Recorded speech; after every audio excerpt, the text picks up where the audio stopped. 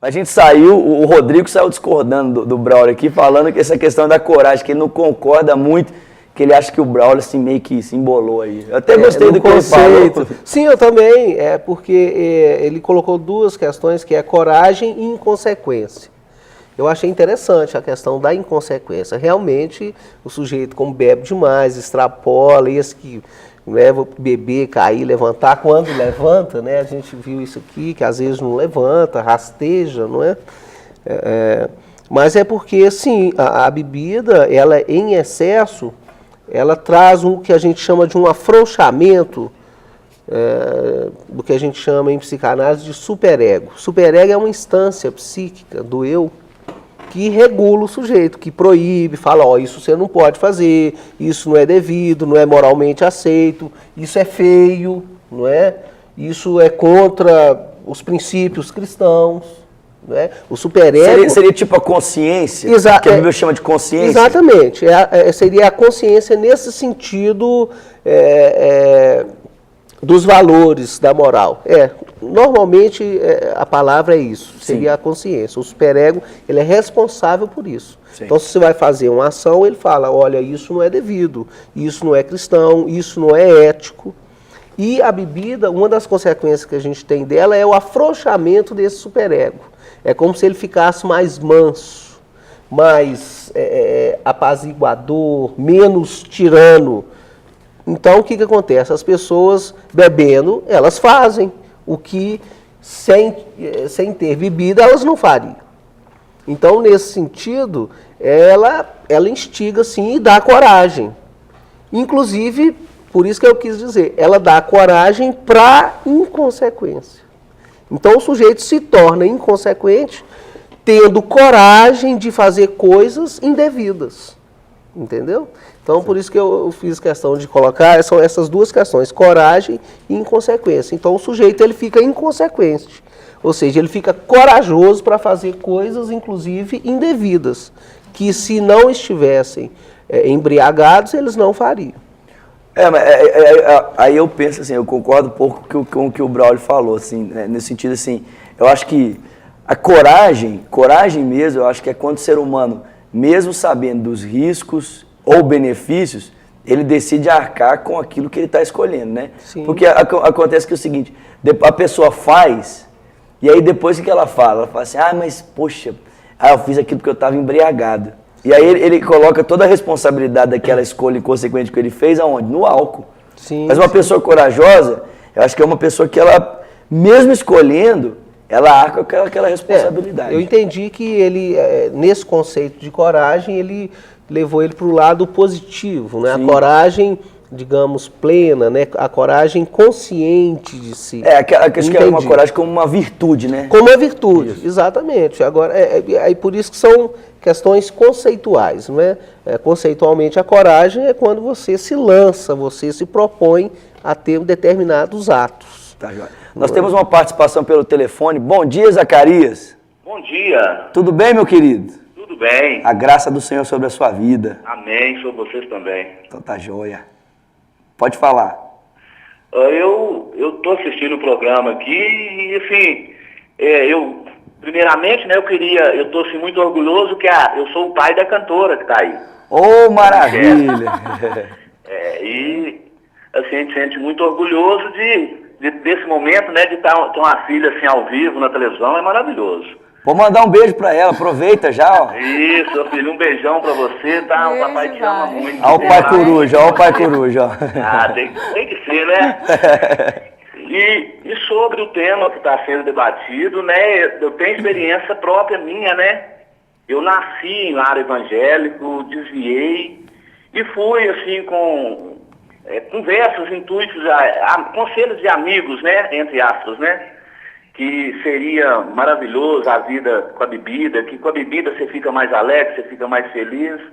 Mas isso é tudo mentira, infelizmente é tudo mentira, porque hoje é que eu sinto, aí eu reconciliei com o Senhor, voltei para a igreja, deixei o vício da bebida, e hoje é que eu vivo a vida, eu desfruto da vida, né? Então... Que bom, senhor. Graças a Deus por isso, graças a Deus, Zacarias. Que bom, que bom. O seu testemunho está contando muito aqui com a gente, muito pra gente aqui. Isso. Então, eu creio que se eu não tivesse deixado dessa vida da bebida, né, eu não teria nenhuma joia dessa aí que poderia estar aí hoje apresentando na televisão, como queria ter o exemplo do pai. Isso é uma coisa importante para se falar, viu? Obrigado, viu, Zacarias? Obrigado pela sugestão aqui, obrigado pela sua participação. Ok, eu que agradeço. Isso é uma coisa, acho que é muito importante falar também, né? Que nem, olha que coisa extraordinária, assim, né? A participação do seu pai. Porque a bebida, de certa forma, além de atrapalhar o cara de construir um projeto, que é o que nós falamos, às vezes, quando o cara tem um projeto de família, destrói uma família. Destrói uma família. Deixa eu ver esse exemplo. Meu avô era alcoólatra, o pai do meu pai. Então, quando eu comecei a beber, meu pai tinha uma resistência muito grande. Apesar dele fazer o consumo de toda a minha família beber, e beber de uma forma exagerada, posso dizer, ele não aceitava eu beber. Então, quando eu fiz 18 anos, eu não tinha entendimento, falei assim, não, a partir de hoje eu tenho 18 anos, eu sou maior de idade, eu bebo e quem vai me proibir? Nariz, né? Eu sou dono do meu nariz. E comecei a fazer uso do álcool. E com o tempo, pode-se dizer 90% das discussões que eu tinha com os meus pais, ou das brigas que tinham em casa, o álcool estava no meio. Se não era porque eu estava embriagado, ou era por algum efeito de querer consumir, ou de querer estar em um local que ia haver o álcool. Então, muita confusão eu presenciei, muita briga por causa da bebida. Uma coisa que eu queria perguntar é o seguinte, assim, eu tenho duas perguntas que eu acho que são polêmicas. A primeira pergunta é, então o problema é a bebida? Então, é uma questão, não é? E a segunda pergunta, um cristão pode beber? Sim. Em relação à primeira pergunta, não é? Nós psicanalistas, a gente tem tendência de pensar que não é o álcool, e sim o sujeito. Obviamente que a gente aí entra numa polêmica que é sujeito, objeto, isso é antigo, não é? Na filosofia, na ciência. É um pouco dentro do que o Tiago falou também no bloco anterior. Vamos supor, vamos tentar imaginar, né? Tentar imaginar uma cidade sem álcool, né? Uma cidade que não existe esse acesso, essa acessibilidade ao álcool ou às drogas. E aí é o que o Rodrigo falou, que isso aconteceu alguns anos atrás, né? Sim. Lá nos Estados Unidos, e isso deu origem a outras coisas, a outro tipo de comportamento, né? Exatamente. Eu vejo o seguinte, né, na cultura, vamos dizer, da Europa hoje, pelo menos eu tenho alguns parentes que moram lá e são de igrejas lá e são líderes lá em outras igrejas. Lá existe uma cultura onde, principalmente na Alemanha, os jovens saem da igreja e vão para um bar e vão beber. E tal, e ele me falou isso, e ele me falou, Thiago, isso é uma cultura lá. Normal. Inclusive, normal. Eles tomam muito cerveja, né? Isso, é muita cerveja mesmo. É uma cultura do pastor, da liderança da igreja vão... Dizem que a cerveja é mais benéfico do que o refrigerante para o organismo humano. Vocês já ouviram falar isso? Dizem que tem uma pesquisa não, na verdade, que a cerveja ela é mais benéfica, ela faz menos males para o organismo humano do que o refrigerante. O refrigerante ele é mais nocivo para a saúde do que a cerveja. Mas a questão hoje, por exemplo, igual a segunda pergunta sua, o cristão pode beber ou não pode beber? Eu acredito o seguinte, na minha opinião, assim, eu acho que não deve beber porque eu acho que nós, assim, se a gente se dá um pouco de liberdade, acho que ele acaba se tornando uma libertinagem e ele se perde nisso aí. Então eu acho que o jovem, se a gente abre esse leque, se falar do cristão poder beber... Pode beber. Pode beber? Você acha que se liberou, vira farra? Vira farra.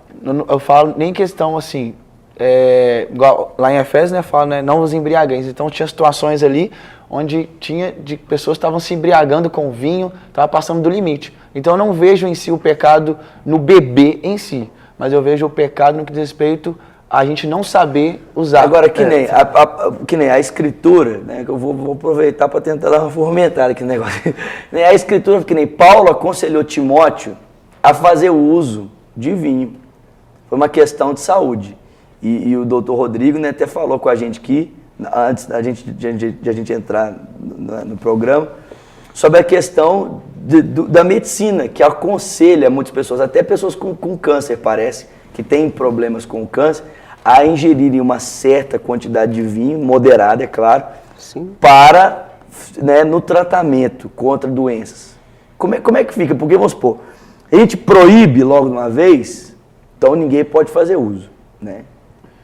Inclusive, quando você cita Paulo, é interessante que eu também estava lendo Paulo esses dias, vendo o percurso dele, ele fala que, na verdade, o que cria o pecado é a lei. Então, se você, de repente, proíbe, você começa também a criar um pecado a partir dessa lei que proíbe. Porque isso gera, inclusive, o tráfico. Aí a gente vai ter os traficantes de... Na verdade, eu penso assim, a questão é que não é a lei que gera o pecado, mas a lei traz a consciência do pecado, né? O pecado, ele existe. Paulo fala que o pecado existe mesmo antes da lei. E ele reinou até mesmo sobre os que estavam, né, debaixo do pecado, mesmo sem a lei. Ele entra nessa discussão. A gente poderia ver literalmente, porque tem interpretações, né? A teoria ele coloca, inclusive, assim, a lei como... E é muito interessante isso, Paulo é muito inteligente, não é? Obviamente. Porque se você não tem uma referência de lei, como que você pensa no pecado? Então, se você, por exemplo, igual o que a gente está discutindo aqui, você não transgride bebendo, porque a bebida ela é lícita, não é uma droga ilícita. Não é? Então, só há crime a partir do momento que tem uma lei que proíbe. Então, se de repente proibirem a bebida, se você beber, você está cometendo um crime, porque você está infringindo a lei. Então, mas isso é uma outra discussão que eu penso que é muito interessante. Você falou a respeito Deixa eu só chamar a participação aqui da Sônia pelo telefone. Bom dia, Sônia. Bom dia, pastor. Tá falando com a gente de Sete Lagoas. Tudo bem? Joia? Então tá joia. Aqui, eu queria deixar a minha opinião e deixar uma pergunta. Sim. É o seguinte, primeiro eu penso que é igual o nosso colega falou, a questão da Europa, né? O mundo olha para o cristão e dentro das diferentes culturas sempre se espera do cristão uma postura. Essa que é a realidade. Na nossa cultura, apesar das discussões sobre o álcool, etc., é impossível a gente negar que as pessoas esperam que a gente não adote determinadas práticas, né? Por exemplo, se eu saio do culto hoje, eu saio do culto da minha igreja e vou para um bar beber, isso é considerado escândalo para muitas pessoas. As pessoas não veem os cristãos aqui no Brasil, ou aqui em Minas Gerais, não sei, eles têm a tendência de não ver com tanta facilidade, né? Essa questão dos cristãos e a bebida. Isso escandaliza as pessoas. Eu acho que isso é um ponto fixo que a gente tem. As pessoas se escandalizam com cristãos, ou pelo menos não esperariam que os cristãos bebessem, né? Não da forma com que eles bebem no mundo. E a pergunta que eu queria deixar é que se um cristão, em casa, ele tem o costume de beber, o que isso representa para ele, se é pecado, se não é. Eu, na minha casa, eu opto por não ter essa prática, porque eu creio o seguinte: a gente não deve procurar, né? O mal já persegue a gente de tudo quanto é jeito. Se a gente buscar o mal e dar brecha para ele dentro da nossa casa, talvez não sei se seria a melhor postura. Mas o que eu gostaria de saber, o que vocês pensam sobre isso? A bebida dentro de casa enquanto uma coisa familiar ali, não é aquela coisa social, não é em festa e tal, mas é ali na hora do almoço, de domingo, alguma coisa assim. O que vocês pensam disso sobre o cristão? Tá joia, Sônia. Obrigado pela sua participação, viu? Então, assim, eu vou aproveitar o gancho dela. Ela falou assim, e a bebida dentro de casa? E aí a gente volta àquilo que nós falamos no primeiro bloco, que a maioria dos jovens que entram pelo alcoolismo começam aonde? Dentro de casa. Dentro de casa. Eu acho o seguinte, a ideia que ela falou foi muito bem colocado, questão do escândalo também, questão do questionamento, da situação que ela colocou, e eu acredito, por exemplo, no meu crescimento, eu cresci com meu pai bebendo dentro de casa, então aquilo ali era uma cultura e ficou uma coisa normal. Só que a minha mãe, no caso, sempre foi uma coisa contra, então eu puxei minha mãe, cresci, Seguiu o exemplo dela. Segui o exemplo dela.